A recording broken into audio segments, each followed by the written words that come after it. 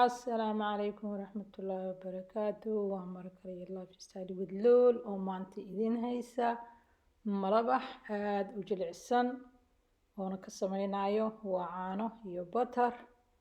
Wax biyana aanan ku dareyn sidaan u sameynayo daawasho wanaagsan.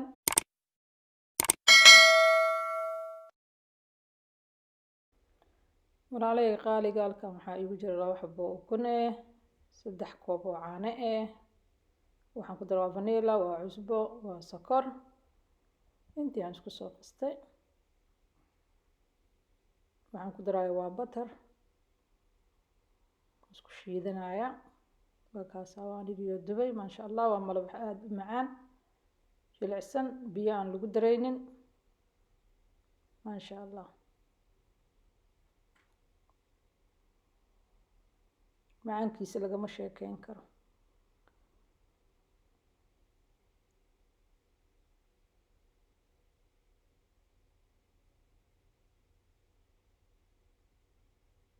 maasha Allah waa kaas saas uu noogu soo baxay.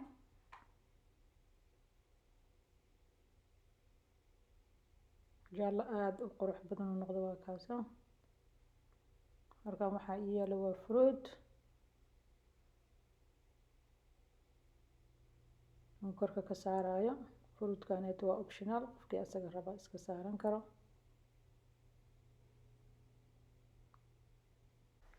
korka waxaan ka saarayo waa chocolate.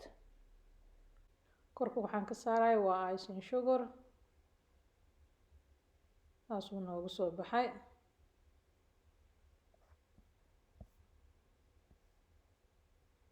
maasha Allah fruitkii aan korka ka saaray. haddaad ka hesheen lifestyle with Luul, like, share, comment, subscribe waa xaggiina.